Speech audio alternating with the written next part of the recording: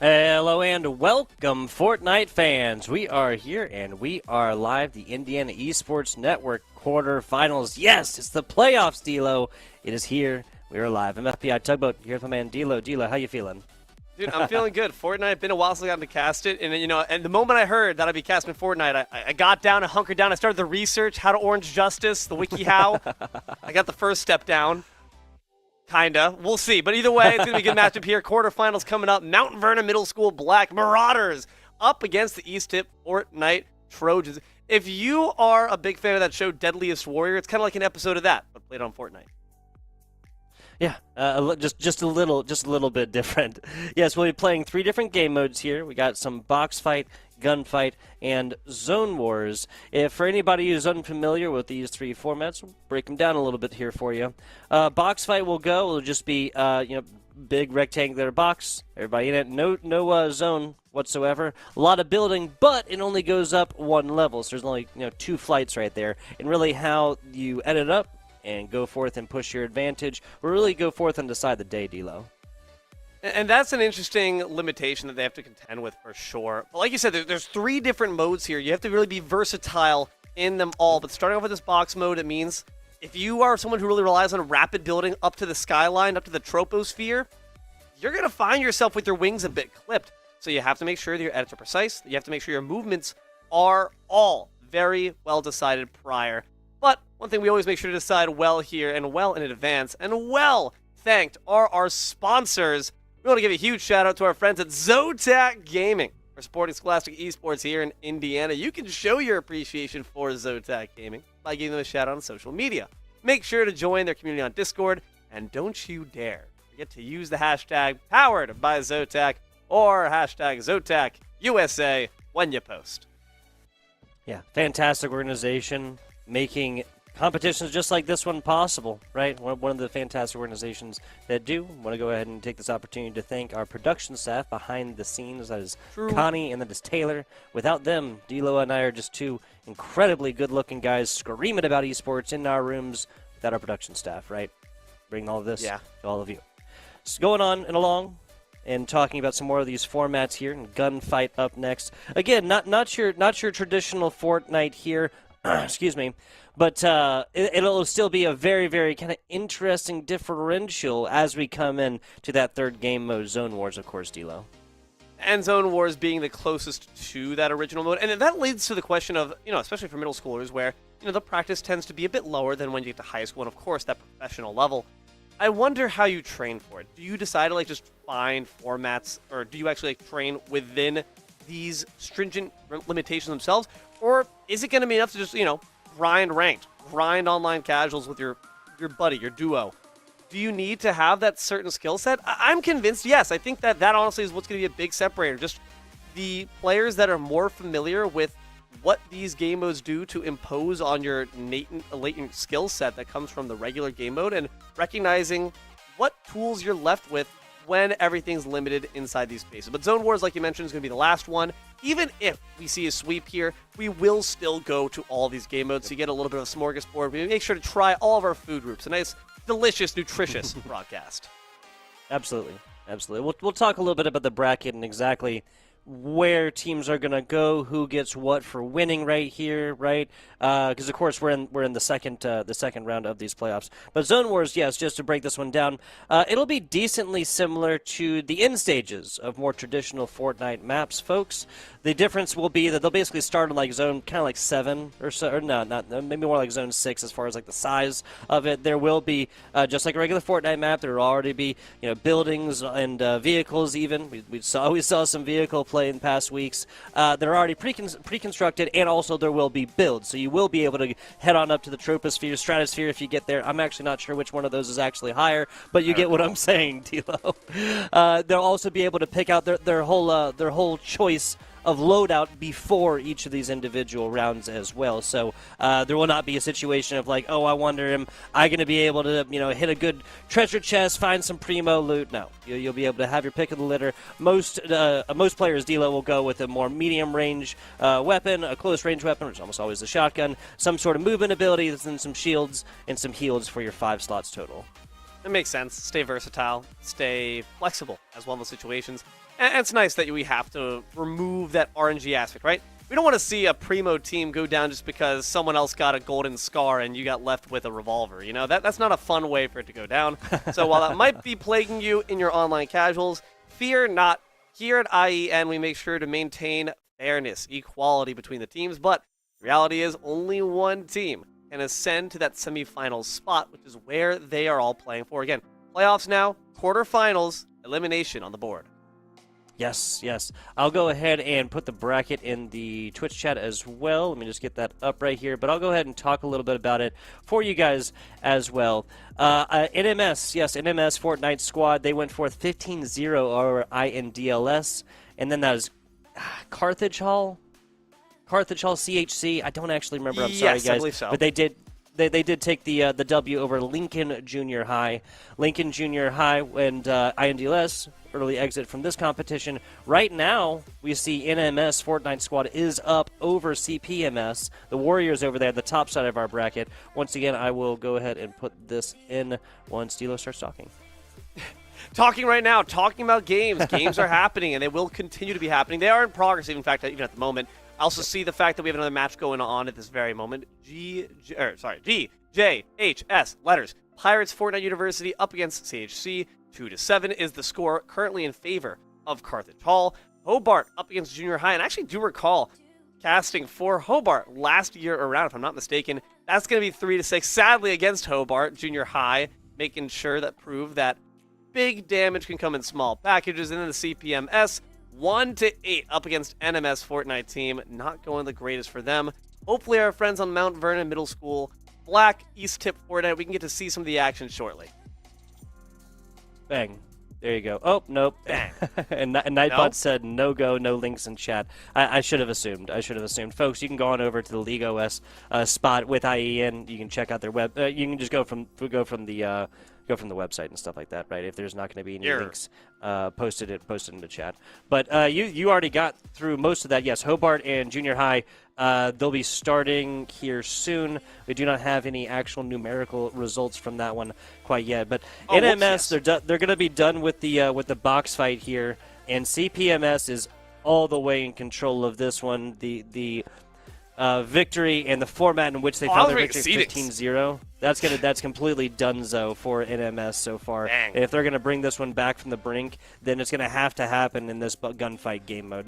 As Dilo mentioned, folks, we'll be playing through all three game modes, right? But given that we're in the playoffs now, this is single elimination, so they will have the opportunity to play through all of them. But if you drop 8 rounds through through these 3 different formats, then you will go forth and unfortunately be unable to go on to the next round of the bracket. Yeah, so my apologies, folks. I was reading seedings. So what that does mean, actually, it does give us a bit of more insight into what we're going to see from this current team. 4th and 5th seed, tight competition, whereas you look at that match between CPMS Warriors and NMS Fortnite team where we're seeing that 5-0 sweep. It makes sense because, sadly, CPMS, they're the 1st seed, NMS 8th, not really the mismatch you want to be up against in your first quarterfinals game. That certainly explains it, but at the very least, have no fear. This match that we're going to be presenting for you guys is quite close and calculated between these two teams, so you can definitely expect some back and forth action, though I imagine momentum's a big part of it, you know? If you dominate the first game mode, sometimes that mental damage can stick around like a cockleburr in the mind, even into the next game mode. It's true. It's what we always talk about, that a lot of these competitions are won and lost primarily between the ears, right? The mental battle right here. And if you're able to come out early and especially like just definitively dominated across at least 3 of these rounds within box fight, that's something like you've already won the mental battle, right? You've already put this into your opponent's mind. They're like, oh, well, now we're playing from behind. Now we need to do something instead of just playing the Fortnite game in front of you as best as you can.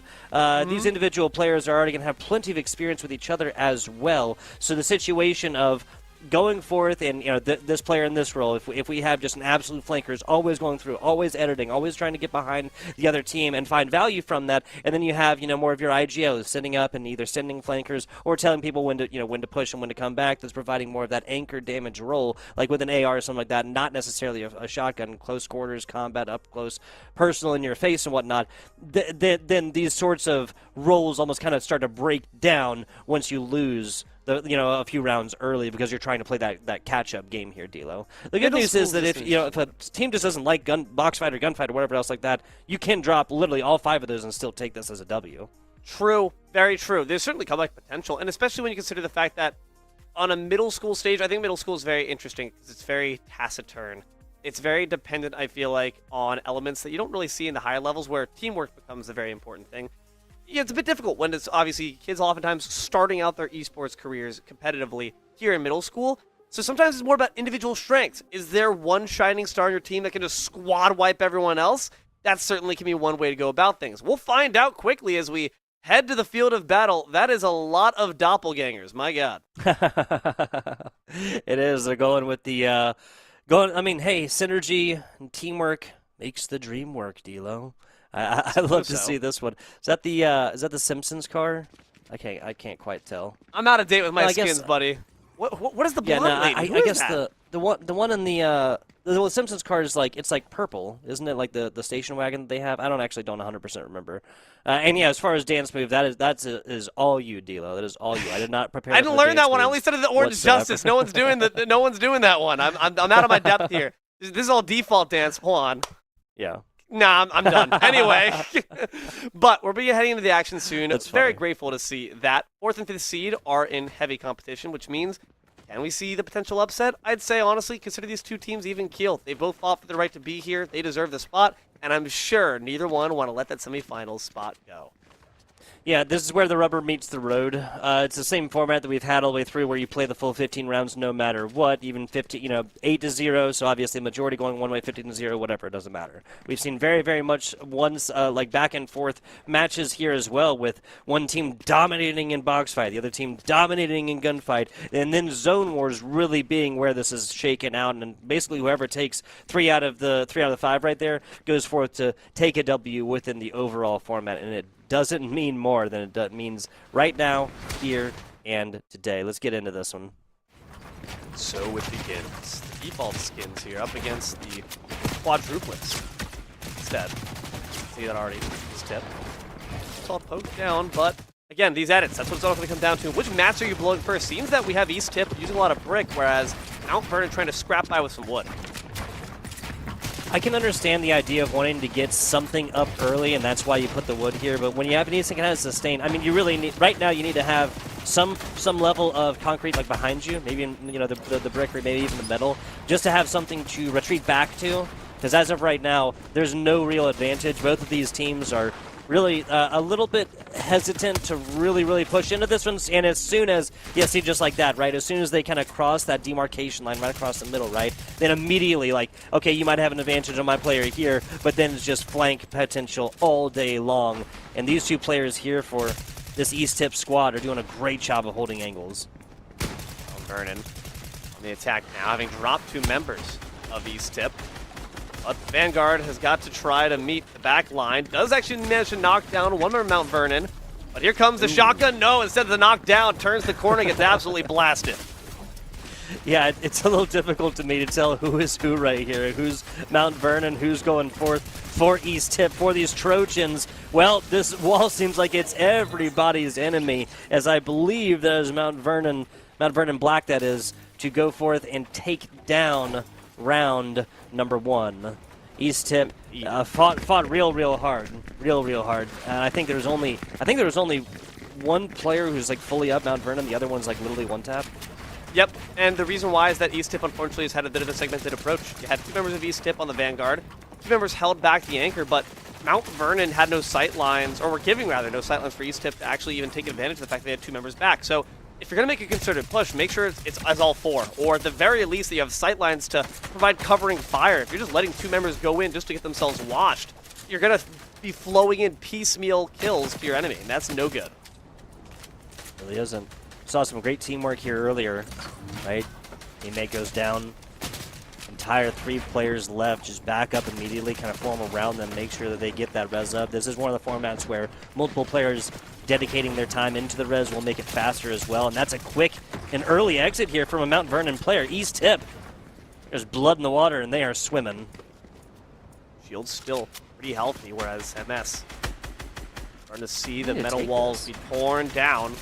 No shield there for that MS player. Could be a bit of danger, but if one tries to take the bullet for them, certainly will take quite a few. One last shotgun spread to the head, and that's going to be all she wrote. MS are being dominated around 2. Nicely done. Nicely done. Yeah, it might have been Mount Vernon here and early, but as soon as East Tip found that elimination, they just pounced all over Mount Vernon. We'll wait for the official update here to bracket, but yeah, I bet my bottom dollar that was East Tip. Last It certainly must Again, be. there's a lot of the same skins here. Yes, it was. So we got an upgrade on the bracket. A lot of the same skins here. So it's just a little bit difficult to like rip your eyes down to like right now ETMS PC2 right and see who this is and then look at who they're actually shooting at the time. Ear pressure's son of a gun. Even in middle school, everyone says that sweater looks nice. The blue and the stripes, and a big fan. It's the new trend I hear, and apparently everyone is saying it's all the rage. You got to make sure, guys, that you're not following your friend off a bridge into a sea of bullets. Well, then what would mother say? Why not a good play? Well, hopefully we can see our friends on Mount Vernon make a bit of a comeback. It certainly was a hasty fight to the finish there. East Tip really made good on finding vengeance for that unfortunate round 1 loss. Yeah, and like a lot of damage against a couple of these. Obviously, the shields and heals are at a limit. The builds and materials are not, which just makes sense when you have an area like this inside. It's just going to be constantly peppered down by the projectiles of your opponents. ETMS, East Tip, they have a couple of players kind of buried up right there, and that's a lot of damage onto the PC3 player. Ooh, stealth mission being taken on by 2 members of ETMS. Sadly, they've been found out, but can they get enough poke damage on the structures for it to be worth it? Maybe quite not yet. ETMS takes some decent poke for their troubles, but look at that, an MS member charges into the fray, demolishes the shield of 1 member, but then gets instantly destroyed themselves already. 1 member dead off Mount Vernon. See how this Mount Vernon squad continues to deal with the pressure. Last time it was more of a slow burn. My goodness, up close and personal, and East Tip is playing exactly how they want to. I just feel like around these corners with the shotty, that does seem to be where East Tip have the edge. They are at close range are far more lethal, whereas that first round seemed like it was a bit more of a poke war. Mount Vernon did a better job at forcing East Tip, or I guess goading them into the action, or maybe that was just East Tip kind of feeling out their opponent, because it seems like they've really completed the download and understand what Mount Vernon want to do. I completely agree with you. The game plan has never been clear here for East Tip, and that's just play a little bit slower, wait until one of these Mount Vernon black players go forth and just get a little bit out of position, pounce immediately right there, and then whatever damage on shields or heals even that you can get on the rest of the players is cool and all, but this East Tip squad plays best when they're able to posture back up, kind of recollect themselves with that numbers advantage, and then push it from there. You saw an attempt right there for Mount Vernon to try to get the poke on from a peek in the window, but the shot just wasn't finding the mark. There's some solid poke, though. Hold on. See a 2-2 split here from East Tip, trying to force the heads from Mount Vernon to swivel. But again, that could just be isolating yourself at the detriment to your own team. I have to agree with you. Playing together is just no more crucial than in this game mode in-box fight. A little bit of feeling out right here. Give y'all an update from the other side of the bracket. CPMS, them Warriors, on an absolute tear. The number 1 seed taking down the number 8 seed NMS. 10-0 as of right now. Obviously, we'll play that all the way out, but you guys can do the math on the majority there. Shieldfish. Pretty consumed there from a member of ETMS. PC6, my favorite character of ETMS. I do say so myself. But to find out how their arc goes as it develops across the 3-season series. We'll be finding out shortly, as so far, Bloodless, a bit slower of a round, and normally you'd say that's the advantage to East Tip, as they're the ones who try to play it slow, but given how they've been kind of divided, a bit conquered, I'm a bit preoccupied for their position. Yeah, you got the shield off of 1 member, but now look at you, still nursing your position because there's no one there to really back you up. And most members of both of these squads are going to be shieldless coming into the final of the encounter. And we have Mount Vernon player is really low over there, but it's actually getting, even better poke, dude. This coordination from East Tip has been absolutely fantastic. There's just not a whole lot getting through on the other side when you have 4 players kind of doing individual things, and just like that, you bring down the walls and the party is over. I mean, yeah, you said it before. They get antsy. They get a bit too fidgety, and all of a sudden, all that carefully coordinated tension falls apart. Though they did manage to sweep up and execute 1 member of ETMS, make it 2. Now things could be all evened up. 2v2 left on the board.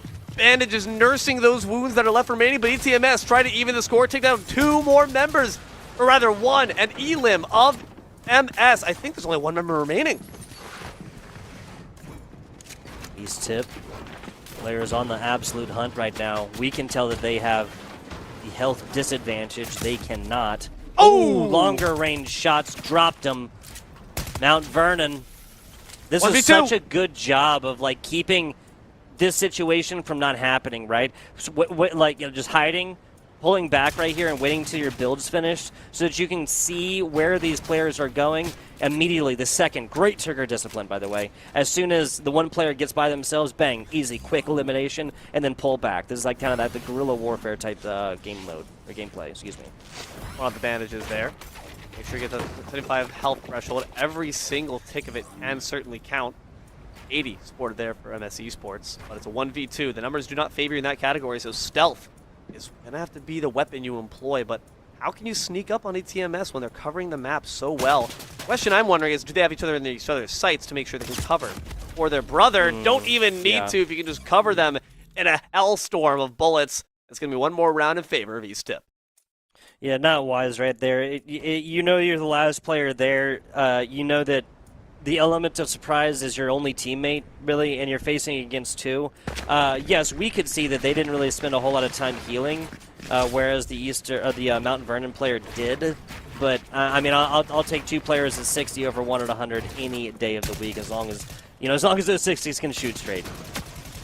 So now I'm curious, man. Like, what can Mount Vernon do? Because I really thought they had advantage there when East Tip split themselves up. But we're seeing a similar strategy here. 2 members flanking on that left side, whereas the other members are going to be on that right wing. So how do we take advantage of that? I wouldn't mind just seeing a complete bum rush of one wing to ensure you can eliminate half the threat without the other being able to respond quickly enough. See, it's definitely different. It's almost like a squad-based shooter type mentality to this, like your Overwatches, your Marvel Rivals, right? Like what kind of game mode do we want? Do we want that deathball comp to just all 4 of us working together, slowly employing our will and really kind of going wherever we want, because most of the time you don't run into a death ball on the other side? Do you want the divey with them just going quickly, as fast as possible, diving on any individual members kind of put out right there? Oh, or do you want poke damage? No way. Okay, I was going to say, I thought they were maybe going to miss that one. Now diving on in here to try and find the elimination. Edits come falling all the way around them, and the trap almost completely sprung. This is where we sometimes see Mount Vernon begin to struggle, and it's not going to change here. As again, close quarters, just where East Tip want to be. Trying to find the res, but instead you find your grave. An absolute massacre comes out there from our friends on East Tip. Fantastic job. What they realized kind of what it was that they did early that resulted in that round loss, and that was speeding up the game faster than what they were comfortable with, honestly, D'Lo. Once East Tip was able to control the pace of this game, they just employed their will, and it was just whether or not, I feel like every single one of these rounds went the exact same way, right? East Tip kind of comes back a little bit. They put up fortifications of wood initially, and then something, whether it's brick or steel behind that with just like a little bit more defensive capabilities, right? Then it's just playing quarters and playing angles, trying to peek around, find out where they are. If you can drop a player down right there, we saw a couple of times, like even if it doesn't come in with the full elimination, if you can delete somebody's shields, you've basically done the first half of what you need to do to eliminate them, given that there was no shielding available in that in the format in box fight. What I wonder is, like, how much does marking come into play? Because again, they have 2 members on each side, right? So I think that the methodology is not bad of trying to focus fire onto one of those directions, but you still need someone to mark. You still need someone to say, okay, I'll provide covering fire to make sure that if we're going for the left hook, the right hook doesn't catch us by surprise, which seemed to be happening consistently. Is that there's always one member unmarked. We kind of knew where they were. There was really no shifting movement coming out from East Tip. They just stayed planted, waited till you forgot about them, then popped their head up and shot you a few times, said, hey, I'm still here, sucker. What you gonna do about it?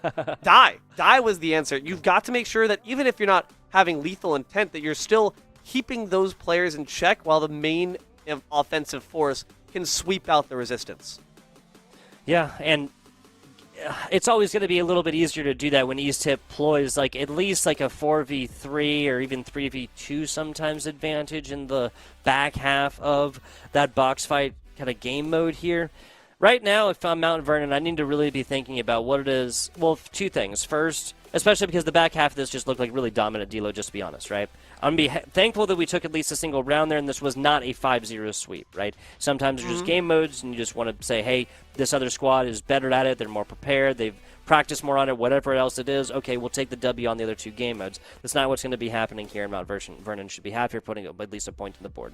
The second thing is how you change your game plan in Gunfight, which is a different game mode based on what you've just learned about East Tip. And the biggest lesson is written right on the wall is that East Tip plays best when they're cohesive, there's not a bunch of pressure against them, and they're able to really like game plan this all the way out. Big shout out to Coach Drew Rhoda, because I guarantee you a lot of the coaching lessons that have come across this semester are showing themselves here today in the quarterfinals. I'd also say what they really do well is they force panic into their opponent, right? The moment one member went down from MS, what'd that one player do? Bum rushes in, forces a panic of attempts to build them out. What ends up going down? One shotty to the head, bye-bye, and the leakage continues, and the bodies just continue to drop. And I feel like a lot of teams would have the hesitance to allow a res and say, okay, well, at least we know that there's only so many they have left. We know they're lowered health. We're okay with that? No. They go for the whole enchilada. They don't just want a bite. They want the whole meal. Absolutely. Absolutely. We'll see if that can continue here, and if East Tip, is able to go forth and perform some kind of similar stuff, because I tell you what happens if they take 4 rounds down here. This, again, we'll be playing all 15 rounds, but the advantage will be taken, an insurmountable advantage from the majority will be taken, and that would be Eastern Tip. Now, Mount Vernon. What they needed, we kind of broke. I feel like I broke it down like a solid bit. Is there anything else that you've seen, D'Lo, that this Mount Vernon Black Squad can go forth and do to try and like stop the bleeding, right? That East Tip has started in the first game mode. I think we need a more cool-headed approach to what we do when someone goes down. Like, member's going to go down. It's inevitable. Death and taxes. Going down in taxes, I suppose, in this case. But then death shortly after.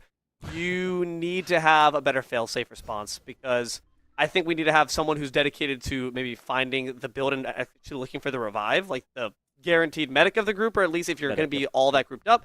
And then someone else who's, again, marking the enemy, keeping an eye on their positioning. Your best duelist, whoever is best with a shotgun at 10 paces range, you put them on that. You're on guard duty. You're the bouncer of the club. Make sure that no one gets in. And if they get in, no one gets out unless they're in a pillowcase. Yeah, and information is key. I think that's kind of what I'm getting from you here between the marking and then and it's all like you're always what in first-person shooters, information and vertical advantage, right? The height superiority, right, is always going to give you a clear-cut advantage, and if you can use either of those early, then it will be fantastic. Let's go ahead and hop on into this one here in just a bit. I don't think they need to reset this. I think it's just on a short timer. That will be starting here just a second. Like I said, though, just like Obi-Wan in the prequels, the Anakin high ground strategy. We all know it's the same case here, all right? It's over. I have the high ground. You genuinely in Fortnite very much have to respect that ruling. It can be devastating if you're not abiding by it. But it can also be devastating if you take a slug to the waist from these legendary revolvers, and it's going to be already one member of MS going down. Yeah, in case you've not watched this one before, there are no heals here whatsoever. Once a player finds this down, oh my goodness, nice headshot on the other side. It's a duel. That East Tip player 6 does pull out of this one, but yes. So just single shot revolvers. Now you can res your teammates, but that's going to be a lot easier said than done for this East Tip Trojan squad. Oh no, last player. What can they do? Run! Sorry, it's 2v2. It's a 2v2. I was wondering why East Tip wasn't pushing this. They're going to get the res off. Oh, no. That is an unfortunate, uncharacteristic error. You don't see too often. MS advance up and actually drop one more down, leaving only one remaining member left with ETMS. Perhaps this is the game mode that favors our friends on Mount Vernon, as now they stand at the top. No! They drop down, but if you look further right, the left hook gets you. That res becomes all the more important. The 2v1 goes the way of Mount Vernon. Nicely done. Nicely done, honestly. This was a fantastic job of, again, applying and then relieving pressure. This is honestly, that's exactly what East Tip did in the previous, and I'm very, very glad to see Mount Vernon do the exact same thing to them in this gunfight game mode. Again, folks, no shields, no heals on this one. Technically, you can get your teammates up, and they will come back with heals, so there will be almost advantage to your teammates dropping in certain very specific situations. That's true. Here, I believe the element of surprise is also, though, I will say, a bit more of a struggle to put up. But sometimes you want someone, you want less fish in the school to weigh you down, less fish in the school to draw attention of the Sharks.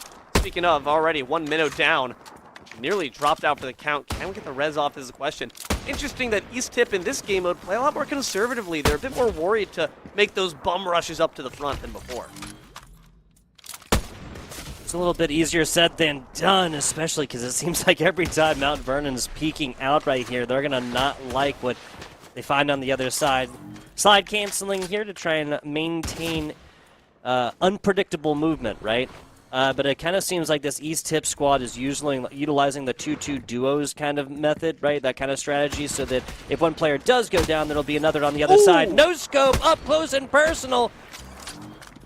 The question is, can you finish the job? Gotta make sure you complete it. Unfortunately, with just one shot, I will say, rather impressive. One more member does go down on the side of East Tip. Checks the corner, instantly drops him. I used to be an adventurer like you, then I got a sniper bullet to the knee. And that's to try to clean up the rest of the work, but they do still have shields up for the remaining member of East Tip. Did you just throw that guy's body? That's tragic. That's awful. That's what? BM. That's bad manners. Get out of my way. Finding a lot of pressure. Oh, nice hit. Going for, this is so smart, right? So just a quick hit, get out, reload. Now they're going to be operating and watching these players on the ground to make sure that they're not going to be able to get back over here. What they really need to do is give a shot to that player who's on the ground over here, because that's 112 versus like 30. That player is going to get finished, so it's just going to be PC player 6 left. And this is wise. If you're this Mount Vernon player, there's no reason to move right now. Oh, this is spooky stuff. Do not have the health advantage, a headshot. There you go. The only way you really find the one. Whereas any shot, body or otherwise, will be taking you out, and you're aware of that, so play on the aces, on the dimes. Still not shifting away from those corners. They both should know, in theory, where they are, but indecision begins to worm its way into their mind. MS, resolute, statue, and not going to be moving anytime soon. Yeah, especially so you can see this MS player has sidelines on the left, right in the middle, just like that few couple pixels, and on the right side as well. So there's really no reason for them to move. This Eastern Tip player has the health advantage, but does not have the positional advantage because Mount Vernon has a wall on their back right now. D'Lo. Storm's eye shrinks in 3 minutes 20 seconds. It's not really the worry right now. It's about who makes the first move. It is going to be East Tip. MS have noted now the just shift move in back. position. Now just move back and continue to do it. Now cha-cha now. Oh, nicely done! The headshot! Have to ask him how lead tastes on the backside of that one. Mount Vernon taking this one down 2 rounds in a row for the first time in this quarterfinals. Middle school lunches have changed a lot since I was a kid. Back when my day used to be a cheeseburger and cheese dippers. Nowadays, it's a lead sandwich. Yikes. Does not taste good. But they needed the headshot, dude. Like a body shot. That was brilliant. That was so well placed by Mount Vernon. It seems like maybe when you remove the building out of things, Tugboat, that just seems to be where their A game is. Have to agree with you.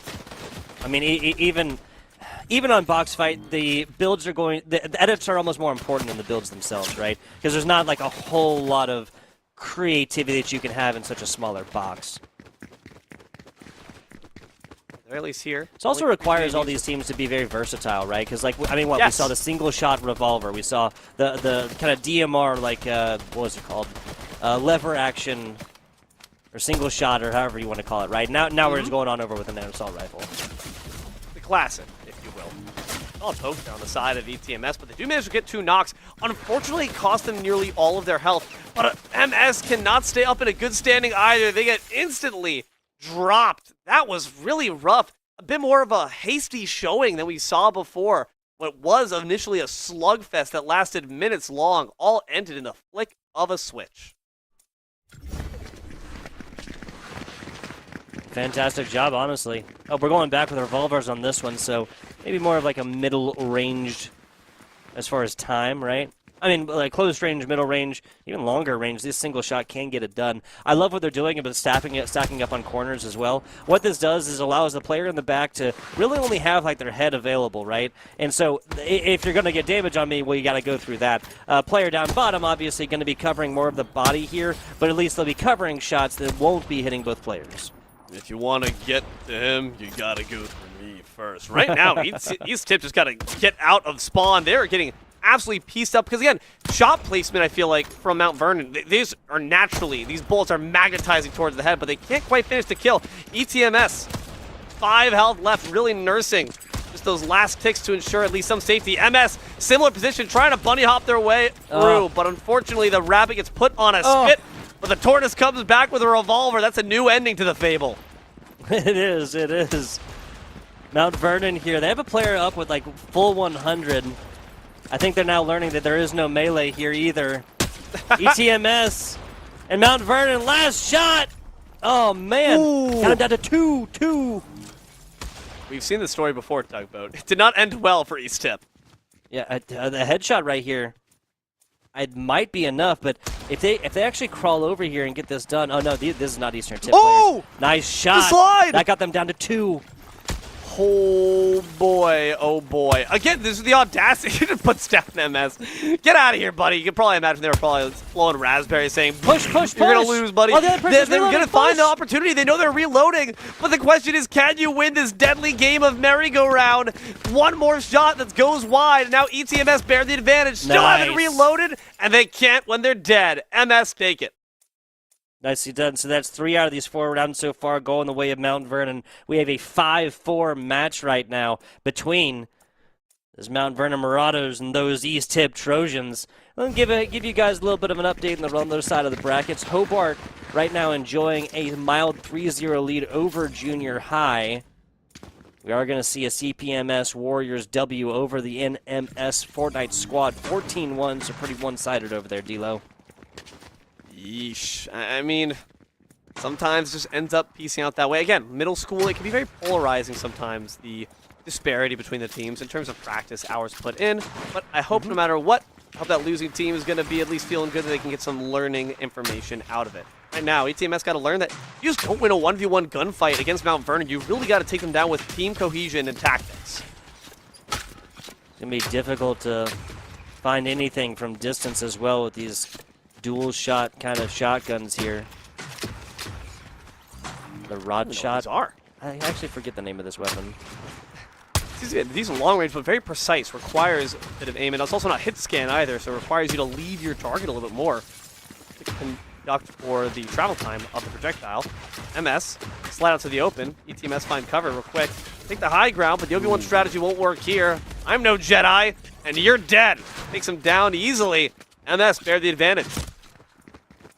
Never mind. I think that's the quote. I'm no Jedi and you're dead. Yeah, no, I'm very, very, very familiar with my Star Wars lore. MS trying to write their own lore textbooks, trying to change history, and they will rewrite it. And write ETMS out of the picture. Brilliant work so far to, again, like you said, dominate in the mode shortly after they just bore a pretty rough loss in the box game. That's all you need, though, is the mental tenacity to hang in there and say, hey, that first map, that first area, that first mode might not have been our cup of tea, but now we are drinking all of the tea. Tea, sure. I don't know. I was trying to think of another beverage to go with there. I was like, juice? I'm a big juice guy. But either way, they're hipping, they're hopping, they're hyped up on the sugar or the caffeine, whatever. Pick your poison. Either way, it's all tied up, and we are going to the third mode. Yeah, I mean, well, there's only one way this could have gone better here for Mount Vernon in game mode number 2 in the gunfight, and obviously that's them taking all of these down. But a perfect answer, just an absolutely perfect answer out of Mount Vernon after not having a box fight game mode that they really wanted here. Obviously 4-1, you would have liked that at least if you're going to lose to go 3-2 right there and leave yourself some wiggle room in later game modes. I want to go ahead and give a shout out to one of the organizations that makes competitions just like this one possible. That, of course, is League OS Portal. Do you want to play esports in college? Well, Now you can search through hundreds of collegiate esports programs over there at portal.leagueos.gg. Now, scholarships exist for players, shoutcasters, and more, so list all of your talents. There are verified collegiate coaches that are searching through that LOS portal right now to find various players. Now, IEN students can sign in to manage their prospect profile, and these prospect profiles are going to be updated round over round. So, like, for example, this gunfight, as soon as it's put on the website, it'll be updated to their profile as well. And, of course, folks, LOS Portal is free for students. Don't miss your chance to get discovered. You can visit portal.leagueos.gg to level up your future. Fantastic organization, D-Lo, and very much appreciate them making competitions just like this one possible. I'll orange justice to that. Still can't do the dance. You got it. You killed it. You're absolutely right. It's really cool the fact that these kids have opportunities like that. Don't squander it, you know? We were always saying when we were adults, man, I wish I could just play video games for a career. You can, potentially. You can be one of the pros up there shooting with the big boys. So why not test your hand at it? You've already started so early. Keep on developing. Keep on growing. Keep on evolving. Keep on winning. We have to find out which one of these teams can accomplish that. As, again, all tied up, all down to this. Only one team can advance, whereas one gets booted out of the bracket. Oh, yeah. It's quarterfinals right here. Single elimination. And no further updates from the other side of these. Again, we'll give you guys updates as far as these rounds when they come on. As of right now, NMS is lost. Hobart is on a little bit of a run. And the Pirates and Calhill Hill, what did I say? Calvert Hill, I think it was, or Calvert Hall, excuse me. I believe that's what it was. Has not started yet. We'll give you guys updates on that as it goes. Zone Wars coming in here just as a quick update in case you're just joining us. What this is a little bit closer to your more standard Fortnite game modes. They're going to start with a circle that's about like the 5th, 6th size circle or so, and then it's going to slowly get smaller in a preconceived kind of like town area here. There will be builds. There will be their pick of the litter as far as hardware, heals, shields, movement abilities, the whole 9 yards here, D-Lo. Everything's really on the board for this Zone Wars game mode. And that makes me curious, Tugboat, because I'm like, all right, well, now we know the strengths of each of these teams, right? I think tactical positioning and building and editing, I think that goes the way of ETMS, whereas MS, I feel like we're doing a better job with just straight-up gunplay. You kind of have a solid mix of both here in the sense that you can pick your poison, whatever weapons you want to deal out, whatever kind of death and demise you want to destruct with, that's all your choice. At the same time, building's back on the market, baby, and not only that, it's unlimited. Maybe with a vertical playing field, we see MS kind of thrive. Maybe they just need to spread their wings and soar. I'm a bit nervous, though. They are, at the very least, though, I will say, one big thing rocking for them. They have the wind in their sails. They have momentum behind them. Yeah, and that really, really is the biggest thing in almost any esport competition, and definitely going to be the case for this. If I had to pick between these two squads, I might have to. Yeah, I might have to edge this out 8-7 here for the side of Mount Vernon, just based on what we just saw, the momentum there, and how this is like, yes, obviously plenty of strats involved, but eventually, if this Mount Vernon squad wanted to, I really think they could just turtle up and just wait for this circle to get a little bit smaller, because once the geographic ability is dissipated, once the geographical advantage dissipates for the side of that eastern tip, then the strats that they want to pull out here and play are really, really going to be negated. That's a really fair point. So maybe we see what worries me, I agree that should be the strategy. Mount Vernon have a history of being a bit too antsy, chomping to the bit a bit too early. Very true. So they hopefully can look ahead, see beyond themselves. You know, it's that classic psychological experiment. Can you wait to eat a second marshmallow if there's a first marshmallow placed in front of you? Are you willing to wait to get 2 marshmallows, or would you rather eat the first marshmallow right now? Delayed gratification is the name of the game. Mount Vernon have got to look at the bigger picture. Sorry, what were you saying? I was on TikTok. We're not very good at that, are we? Even our generation, we have our own pitfalls. But nonetheless, so far it's been about a minute in, and no one's dead just yet. Yeah, this is wise, especially given that everybody is utilizing this single shot. Okay, never mind. Eastern Tip finds one from a distance, but this is not exactly... Is there a second? That might have been a second right there. Okay, yeah, it's go time. East Tip, there's no reason to hold this back. If you have a 2-4 advantage... Oh, man, what a shot!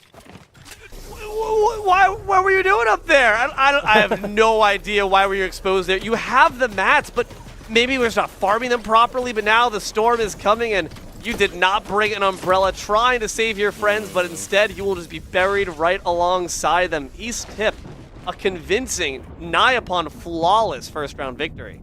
I have to say, so once the first player drops, the movement for the team over here for Mount Vernon needs to swap like immediately. I see what they were trying to do. They're trying to find high ground on either side of this and just kind of give up the middle, forcing this East Tip squad to go down there, but it's literally just the difference of one really well-placed shot and well-placed headshot from the single-shot sniper for the side of East Tip that kind of led to that slow burn all the way down for Mount Vernon.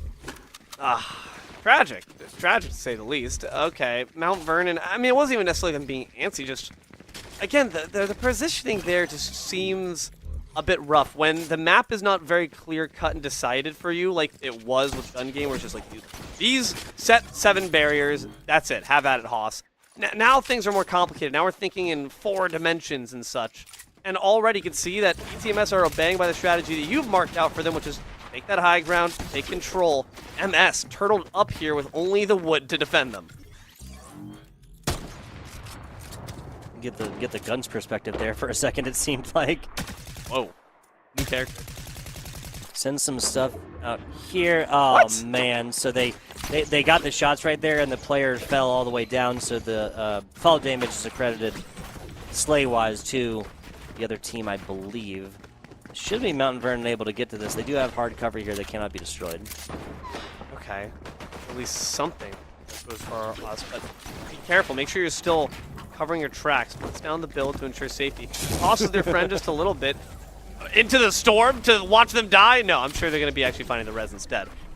Taking the purple Mountain Dew as cover instead. But the issue is you're wasting a lot of health this way. You're wasting a lot of time this way, and your team's isolated. They see him behind the tree. Just poke that knee out a little bit more, ETMS says. Yeah, they get the sniper glint on the backside, so realizing they know exactly where they're at. That is a very small amount of damage, and PC3 spends just a little bit too much time trying to line up that shot. Okay. MS looking for another it. Just bare minimum move right there. Honestly, getting under them would not be horrible. They just need to get out of these trees, man.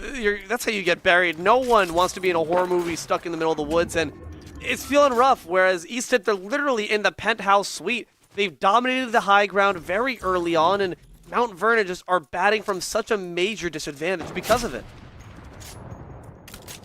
Almost a hit right there. Now, another very, very real strategy we could start talking about is if they get in here and just take down the supports here, right? If they pull out those pickaxes and start going to work right here, they're about 60 seconds. There's going to be decision time here for East Tip. Now, plenty of them have movement abilities, so they probably won't go down and actually get felled from the fall, right?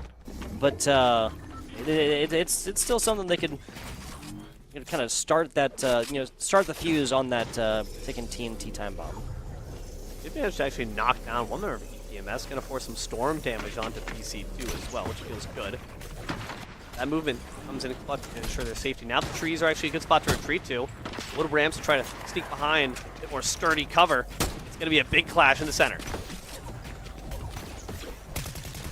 And there's supports right there. Fantastic Wow! job. You don't have to land the shots. You have to take out the round beneath their feet. Shotgun blast finds it. East Tip finds another one. A great job right there. Just, again, very methodical, very slow moving, and that's exactly how East Tip wants to play this.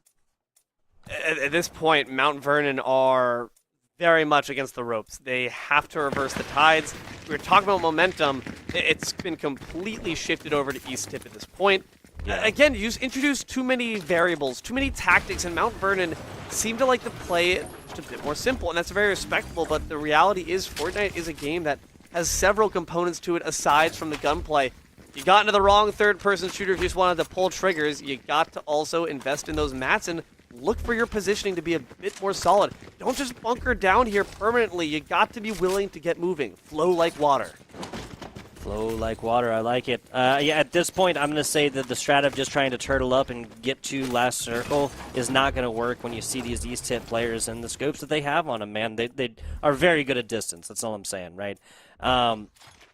Honestly, at this point, strategy-wise, I wouldn't be against this, especially if you're going to do this and dedicate a round into it, because you're looking at, I mean, it's, what, 7-5 right now, so one more East Tip W, and that's going to be it, yeah. So if you can section out a player on East Tip and just, all four of them, just pounce on them immediately, right?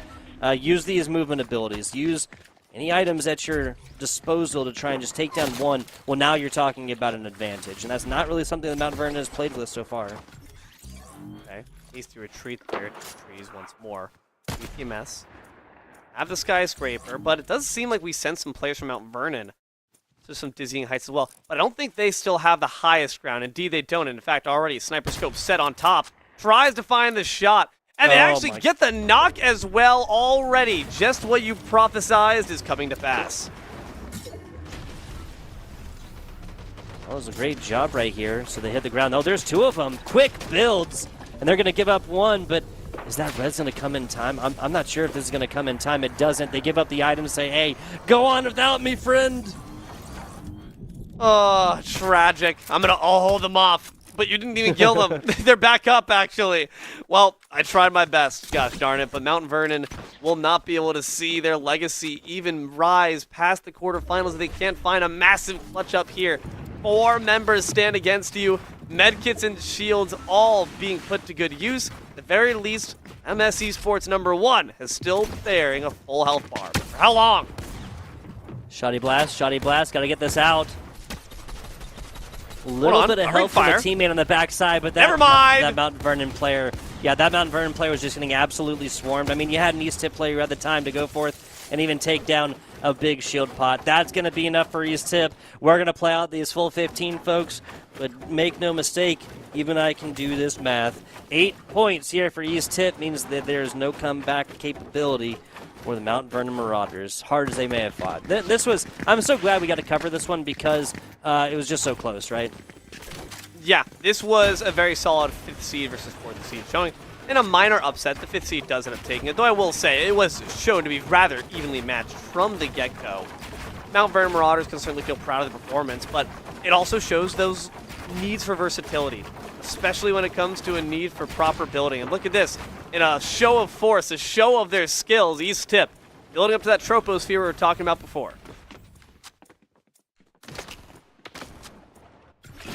I'm trying to see what the difference in the game plan might be here. That, you build up these towers, try and I think I get what they're doing. They're trying to kite a player for Mount Vernon, right? So they might give up like a shot or two, something like this. This might actually be more of a trap than anything for East Tip.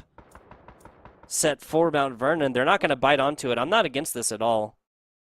I mean, East Tip can just look for this time to experiment new strategies, try to go out from the given game plan, especially given the fact that they know they have the victory, or at least they should. But you did see one get knocked down, and that is being made to try to hastily take cover, find a more permanent cover. Will succeed so far, whereas MS slowly being whittled dry, and the Vanguard is present, sneaking around the back.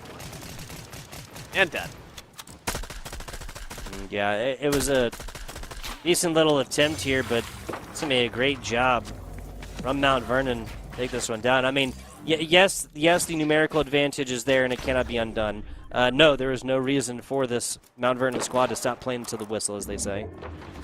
Yeah, absolutely. Why not? Your next season still exists. You might as well try to get some extra game tape, try to get some extra playmaking done, and try to figure out just how this team ticks so we can beat them next season. Won't be able to, though, if you're dead. Nursing 4 health left. Rough stuff there for one more Mount Vernon member. ETMS PC3, though, does get cleaned up. Means that we might get to see Mount Vernon's first victory of the game mode soon. Yeah, I mean, they took at least one round, and, I mean, well, both teams took at least one round in every game mode, but it was gunfight that really set this up for Mount Vernon to come back. Been playing some great Fortnite since. And even so, this was nowhere near as one-sided as it was in the first, in my opinion, at least in box fight, right? Agreed. Oh, well, because there still is some solid shot, but up. But not enough. 1 health just left for ETMS. MS goes down once more.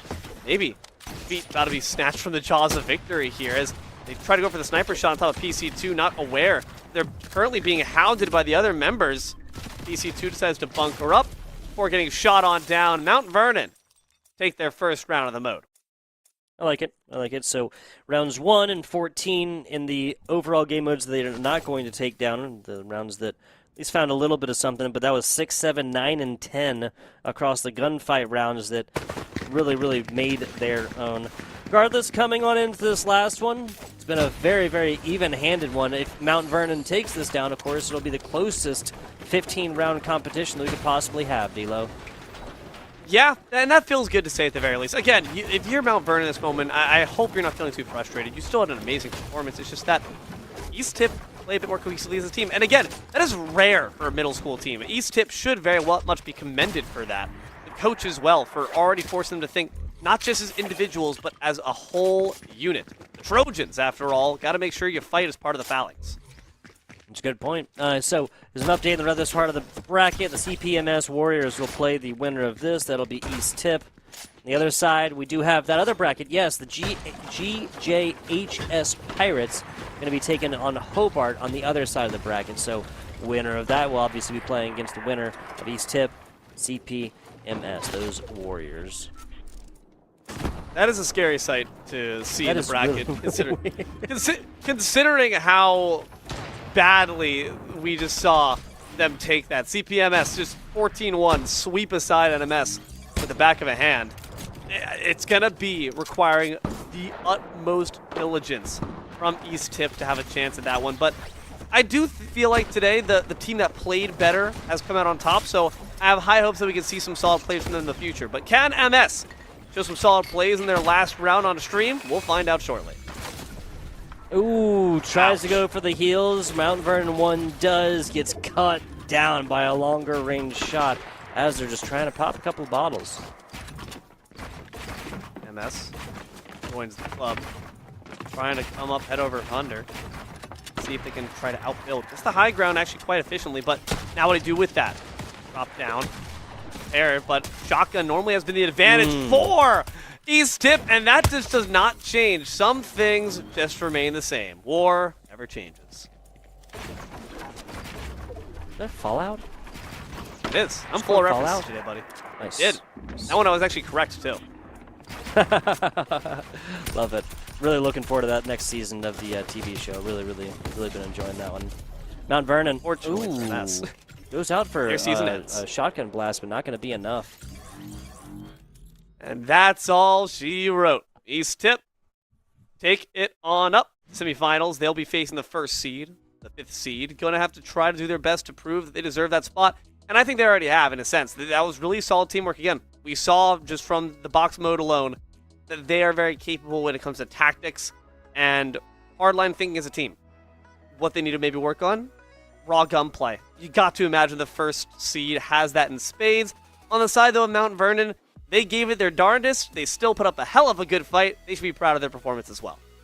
Yeah, overall, what is that? Yeah, it was a 9-6. Yeah, no, it's not an 8-7. No, it's not literally as close as it could have been.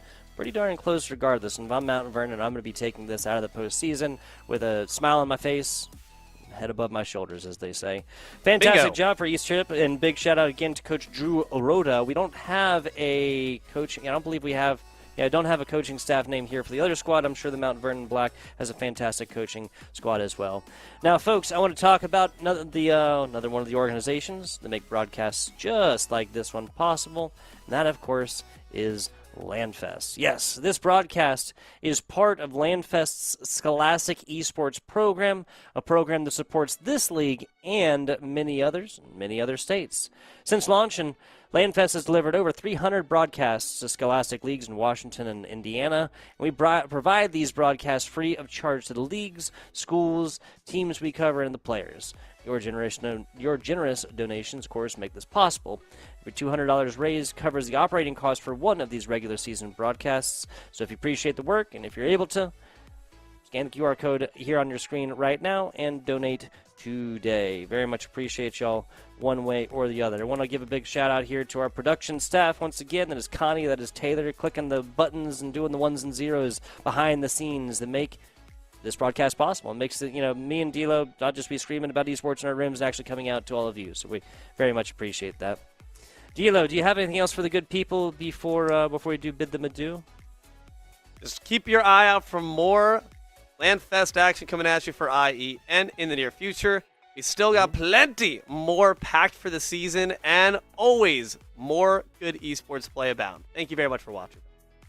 Yeah, so that's going to be Mario Kart.